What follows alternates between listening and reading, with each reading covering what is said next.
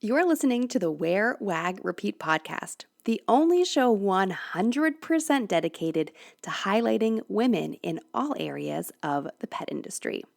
I'm your host, Tori Mystic, the founder of Wear Wag Repeat. And if you are listening to this episode without being a regular listener, I want to direct you back to episode 282. That was 2 episodes ago, and that was part 1 in this series about audience surveys. In that episode, I discussed the value of connecting with your audience through surveys.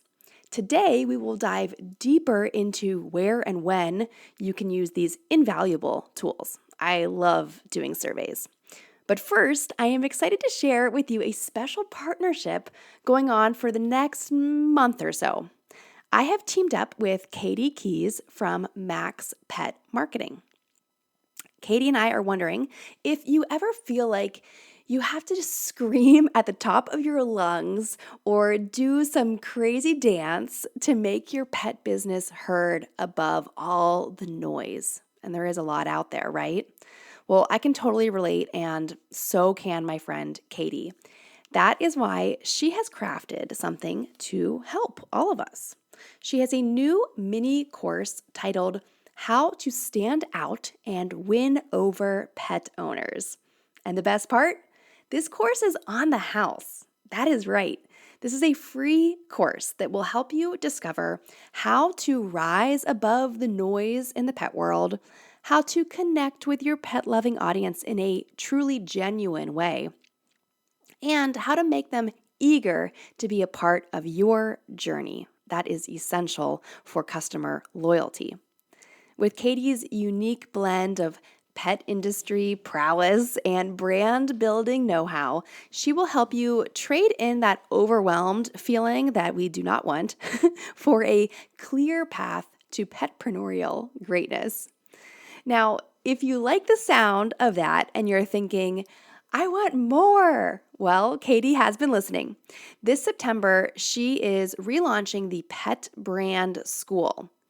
This is an amazing program that will dive headfirst into laying the foundations for a powerful pet brand, discovering what really makes your business tick, and crafting a comprehensive marketing narrative that has pet parents totally captivated by you and your brand.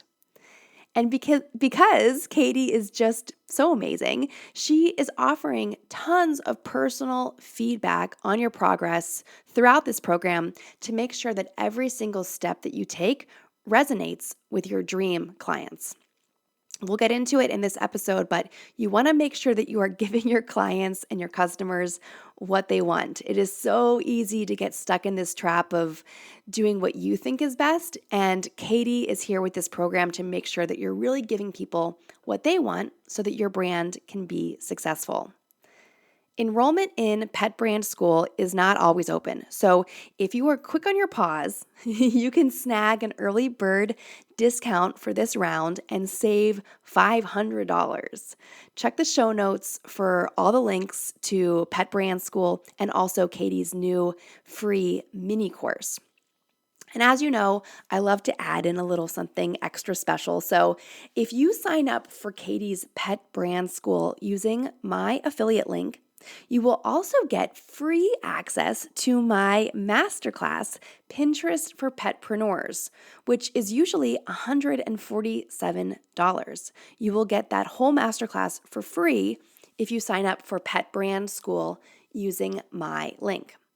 Wherever you're at in your pet business journey, Katie's expertise combined with my special bonus will have you on the right track to building an influential pet brand that truly gets the attention of pet parents. I have gotten to know Katie pretty well over the last year, and besides being a little bit jealous of her amazing teal-colored hair, I'm just so inspired by everything that she does. She really embodies the vibe of standing out in the pet industry, and I know that you will love her. If you love what I do and how I teach things, you're going to love Katie. So if you feel like your brand needs a kickstart or a refresh, please check this out. The brand Pet Brand School is kicking off on September 25th. So you have plenty of time to think about it, and I will remind you over the next month to check it out and get in on it now while you can get my extra special free bonus.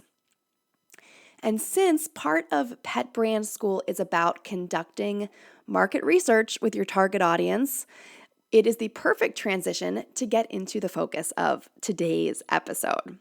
So as a reminder, to learn how to create a great survey and what kind of questions to ask, go back 2 episodes to episode 282. In that, I give you a really comprehensive description of what to ask and how to ask it and why you're asking these questions. And now that you have some great ideas on how to create a survey, I'm going to discuss how and when to use this amazing new tool. And I actually have 12 examples for you. So let's dive in. Obviously, we know that audience surveys are a great way to tap into your community and make sure that you are catering to their wants and needs. So here are the 12 examples that I have for you. Buckle in.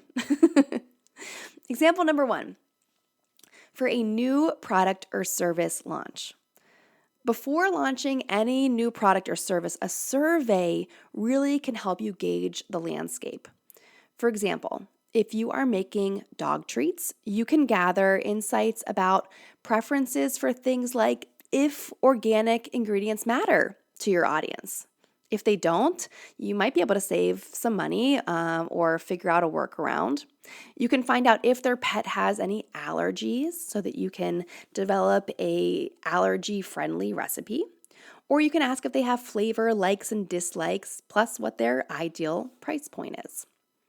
Example 2, website and user experience. For anyone with a website, which I'm hoping is everyone listening to this episode, feedback about your site navigation, clarity, and the general experience can be so helpful. Whenever I give my website a makeover, I ask a few people in the Wear Wag Repeat audience to thoroughly test the site and give me feedback before I announce it to the general public. This helps me know if I am clearly communicating what I think I'm communicating, and it also helps me make sure that all the links work. That has saved me so many times. Example number 3, post-purchase feedback. So after your audience or your customers make a purchase, be it a grooming session or a product sale or a service, it's important to understand your customer satisfaction. So you want to know, was the checkout experience good or bad? Did they get the help that they need? Will they be returning? When will they be returning?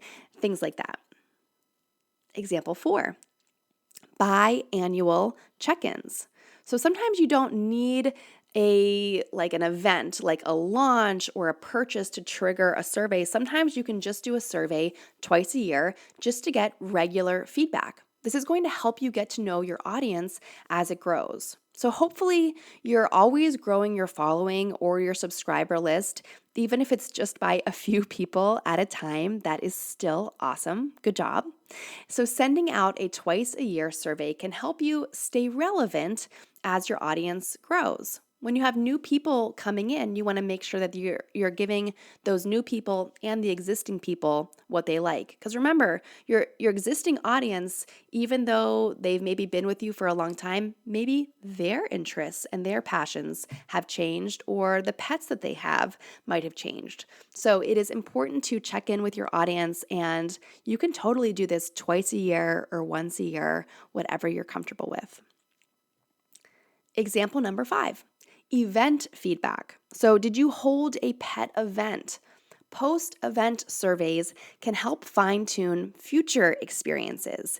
It can help you inform your choices about the venue, any promotional efforts that you did. How did people learn about this event? What inspired them to actually attend? It can also give you some feedback on the activities or the entertainment that took place there so that in the future you can make the event even better. Example number 6, market expansion research. So, are you thinking of tapping into a new market? Surveys can offer clarity on this. So, if you are a cat toy brand and you're considering expanding into dog toys, it would be really important to understand your audience's dog ownership and buying habits. Do they have cats and dogs? Or would you have to find a whole new audience of dog owners? Example number 7, brand perception. Oh man, this is a really good one. So it's essential to know how your audience perceives your brand. For example, a holistic pet treat brand might want to understand if customers truly recognize and value their organic ingredients and the health benefits that they promise. Surveys can help you determine whether your brand messaging resonates with your customers or if there is a disconnect in what the brand believes and what you believe that you're offering versus what the customers perceive. You might have some really great beneficial ingredients, but your customers are only buying your treats because they like that they're crunchy. So it is important to know that what you want to communicate is being clearly communicated. Example number 8, training feedback. Now, this is not what you might think it is. This is not really specific to dog training, but more so employee training. So if you have any employees in your business, communication is key. You can make them feel heard and get valuable feedback at the same time by sending a survey after their training and onboarding. You'll want to make sure that they understand everything you taught them so that they can provide the best service to your customers. Moving on to example number 9, subscription insights. I know that there are quite a few people out there offering monthly subscription boxes filled with wonderful curated pet toys and treats and all kind of stuff. And for these kind of subscription boxes, feedback is crucial because you want your audience to keep coming back month after month, right? So surveys can uncover what items were a hit, which were misses, and any other things that subscribers might want to see in their next box. Additionally, feedback about box customization options, delivery frequency, etc. can be really helpful. You can send a survey out like this after every single box is delivered. You don't have to do this annually or biannually. You can actually send it after every single box arrives. Example number 10, digital content feedback. So like I said earlier, everyone listening, I hope you have a website. And if you do have a website and you have a social media presence, then guess what? We're all content creators. It's not just limited to influencers and bloggers anymore. As a business owner, we all have to create content online. So surveys can help us guide our strategy from what kind of topics your audience wants to hear about to the content frequency. You might be killing yourself posting every single day, and your audience would be fine if you posted twice a week. So that would be really valuable to know. For example, if you are a pet blogger sharing dog hiking trail reviews, it might be cool to find out what trails readers have actually tried based on your recommendations.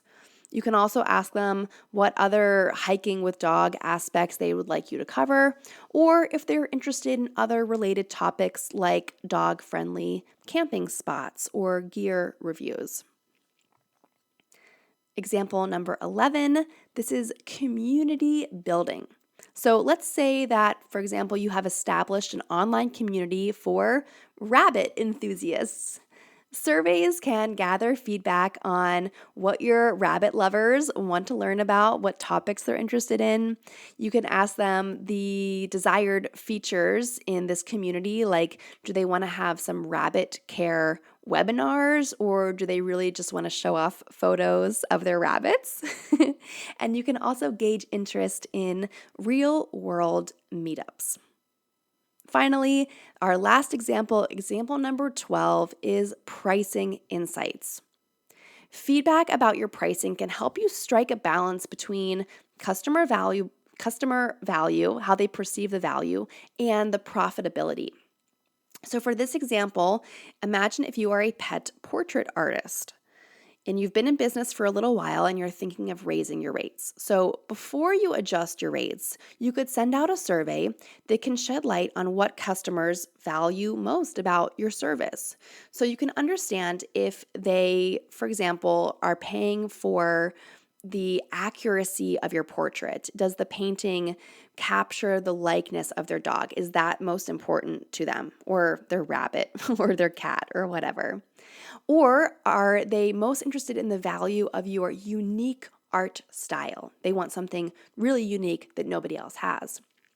Or are they most interested in the quality of your materials? As an artist, it's a big price difference between using oil paints or acrylic paints. So you want to know, does it matter to your audience if you're using really expensive materials to create their pet portraits, or if that's not so important to them?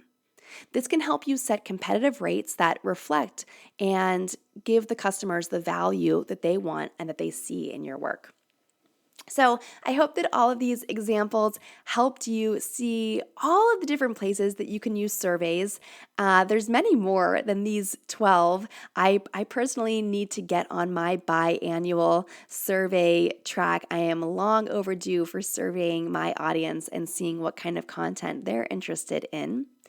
And in all of these instances, I want to remind you that your survey should be very clear. It should be as short as possible, and you should really respect your audience's time.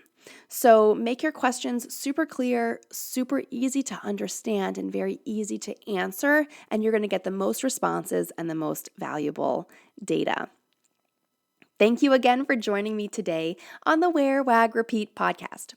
If you enjoyed thinking about getting to know your audience better, I encourage you to check out Katie's Brand School. It is a truly great program that starts with audience market research, like I explain here, and then it takes you on a journey to create a standout pet brand and a comprehensive marketing plan to grow your business. All the links are in the show notes for this episode.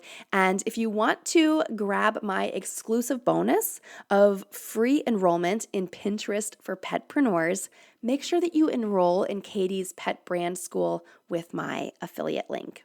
Of course, you can reach out to me or Katie with any questions that you have. She is on Instagram at maxpetmarketing. And of course, you can find me at Wear Wag Repeat. That's it for this week.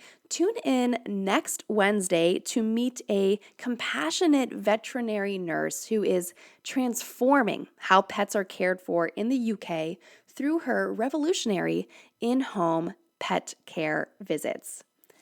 You can find this episode and the entire archives of 284 episodes at wearwagrepeat.com/podcast. I hope you have a great week.